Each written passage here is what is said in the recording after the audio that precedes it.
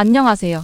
여러분의 일상에 감동을 전해드리는 감동 주파수입니다. 최근 서양의 학부모들 사이에서는 한국에서 온 교육 열풍이 불고 있습니다. 그 중에서도 태권도장은 아이를 교육하는데 기본이 되는 필수 코스로 여겨지고 있을 정도입니다. 사람과의 교류가 전적으로 부족해진 코로나 시대를 거친 서양 아이들에게 용기와 존중, 사람을 대하는 예의를 태권도 정신으로 가르치고 있는 것이죠. 특히 미국의 경우 육아시설과 방과 후 교육이 비교적 잘 되어 있는 편이지만 미국 학부모들이 유독 태권도장에 열광하는 숨겨진 이유가 있다고 합니다. 미국 학교 앞에는 한국 학교 앞처럼 태권도 밴이 줄지어 기다리고 있다가 학생들을 태웁니다. 도장에 도착하면 한국식으로 간식을 먹고 깔끔하게 학교에서 내준 숙제부터 마칩니다. 이후 수학, 미술 등 부족한 부분을 공부하고 즐거운 방과 후 활동으로 창의력을 키웁니다.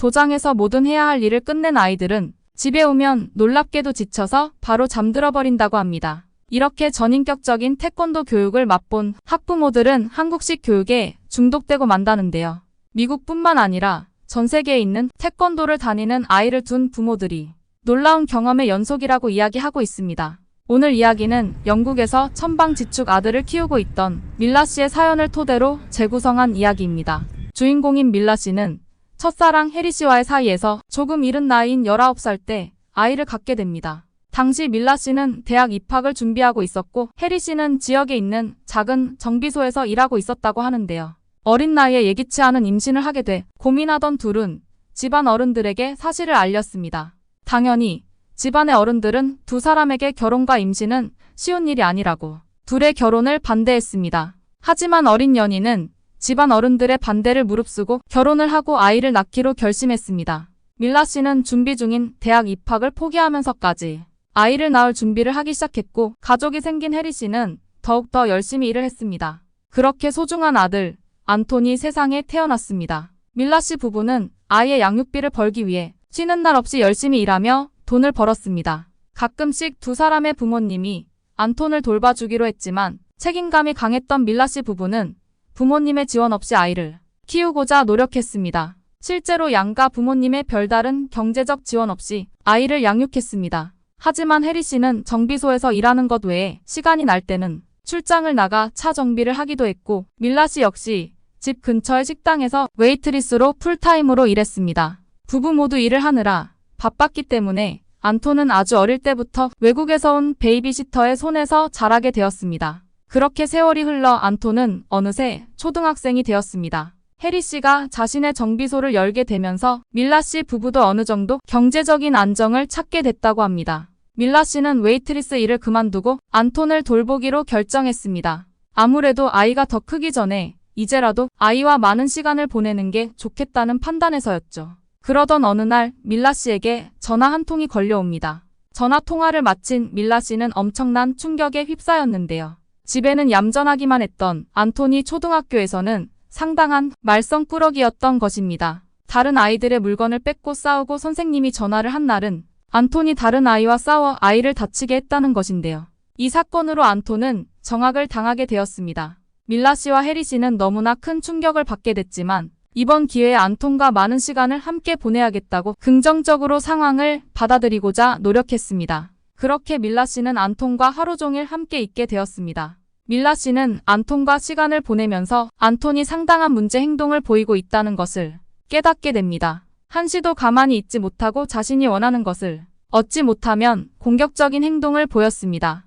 여태까지 왜 안톤의 이런 행동 습관과 성향을 알지 못했는지 자신이 너무 아이에게 관심이 없었던 게 아닌지 반성하게 되었습니다. 하지만 반성은 반성이고 아이의 행동과 성격을 교정해야겠다는 생각을 하게 됩니다. 밀라 씨는 혼자서는 도무지 안톤을 감당할 수 없었습니다. 혹시 교회에 나가서 좋은 설교 말씀을 들으면 안톤이 조금 얌전해지지는 않을까 하는 기대를 가지고 밀라 씨는 교회에 나가기도 했습니다. 하지만 안톤의 행동은 전혀 나아지지 않았습니다. 오히려 교회에서도 아이들을 괴롭히기 시작했습니다. 그러던 어느 날 같은 교회에 다니던 동양인이 자신에게 말을 걸었습니다. 그는 자신이 한국에서 온 킴이라고 소개했습니다.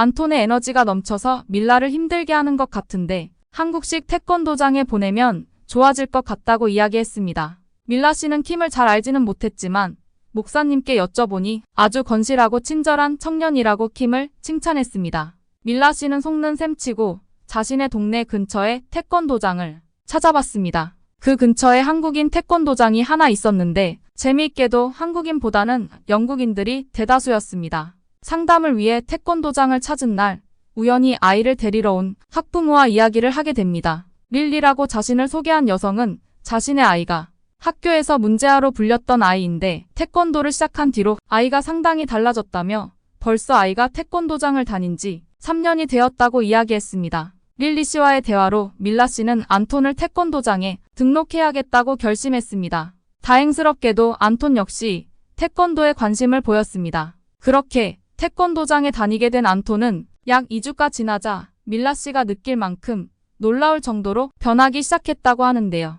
태권도장을 다니기 전에는 엄마 아빠를 존중하지 않고 친구처럼 대했는데 태권도장을 다닌 뒤로는 어머님 아버님이라는 극존칭 표현을 썼다고 합니다. 그리고 밥 먹을 때 항상 투정을 하며 심할 경우 음식을 엎기도 했던 안톤이었는데 이제는 부모님이 숟가락을 들기 전에는 음식을 먹지 않는 한국식 예절까지 배워와서 매우 깜짝 놀라게 되었다고 합니다. 그렇게 한 달도 되지 않아 안톤은 한국식 예절을 배우게 되었습니다.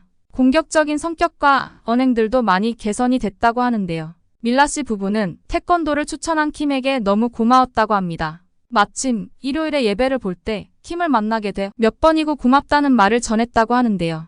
킴 씨는 웃으며 혹시 안톤이 다니는 태권도장에서 캠프를 한다고 하면 꼭 한번 보내보라고 추천했다고 합니다. 킴에게 그게 뭐냐고 물어보니 킴은 웃으며 말로 설명하기 어려우니 기회가 되면 캠프에 참여시켜보라고 이야기했습니다. 밀라 씨는 궁금했던 나머지 태권도장에 연락해 캠프에 대해서 물어봤습니다.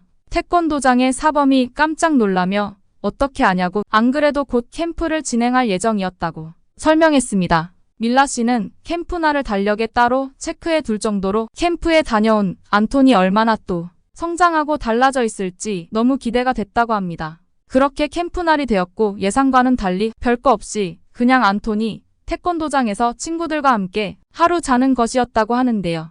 안톤을 태권도장에 데려다주고 집으로 돌아온 뒤 밀라 씨는 킴이 캠프를 추천한 이유를 알게 됐습니다. 바로 밀라 씨와 해리 씨 부부의 온전한 저녁 시간이었는데요. 안톤을 낳고 키우면서 부부는 온전히 두 사람만의 시간을 보낸 적이 없었다고 합니다. 해리 씨는 밀라 씨에게 그간 너무 고생 많았다며 자신이 더 많이 신경 써주지 못해서 미안하다며 밀라 씨를 따스하게 안아줬습니다. 밀라 씨는 그간 해리 씨에게 섭섭했던 감정과 서러웠던 감정이 눈 녹듯이 사라지는 걸 느꼈다고 합니다. 여태까지 서로 살아오며 서운했던 점, 고마웠던 점, 미안했던 점들을 이야기하고 앞으로 어떻게 안톤을 잘 키워낼지, 은퇴 후에는 둘이서 어떻게 행복하게 보낼지, 즐거운 미래를 이야기하기도 하면서 그간 말 못했던 것들을 이야기하면서 서로 다독여주는 시간을 가졌다고 합니다. 그렇게 오랜만에 육아에서 해방된 밀라 씨는 해리 씨와의 오붓한 하룻밤을 보냈습니다. 그 뒤로 밀라 씨는 태권도 캠프만을 기다리고 있다며 웃으며 사연을 전해왔습니다. 밀라 씨 부부는 현재 안톤의 모습에서 초등학교 저학년 때의 모습을 찾아볼 수 없다고 합니다. 현재의 안톤은 누가 봐도 반듯하고 예의 바른 아이라고 교회에서도 학교에서도 칭찬이 자자한 아이라고 합니다. 선생님은 아이들과의 교우 관계도 원만하고 체육을 좋아하는 건강하고 미래가 기대되는 학생이라고 안톤을 칭찬한다고 하는데요. 현재는 다른 부부들에게도 태권도장을 적극 추천하고 있는 중이라고도 전해오기도 했습니다. 그리고 태권도 캠프 날의 효과로 밀라 씨는 둘째를 임신해 안톤은 오빠가 되었다고 합니다. 밀라 씨의 둘째 아이 역시도 현재 한국식 태권도장에 다니고 있다고 하는데요. 가능하다면 둘째 아이를 영국 국가대표 태권도 선수로 양육해보고 싶다고 희망사항을 전하기도 했습니다. 문제아로 자랄 뻔했던 안톤이 이렇게 바르고 예의 바른 아이로 성장할 수 있었던 것은 모두 대한민국의 태권도장 덕분이라며 아이의 인생을 긍정적으로 변화할 수 있는 기회를 제공해준 킴과 한국 그리고 한국의 국민들에게 너무 감사하다고 꼭 전해달라며 밀라 씨는 사연을 마무리했습니다.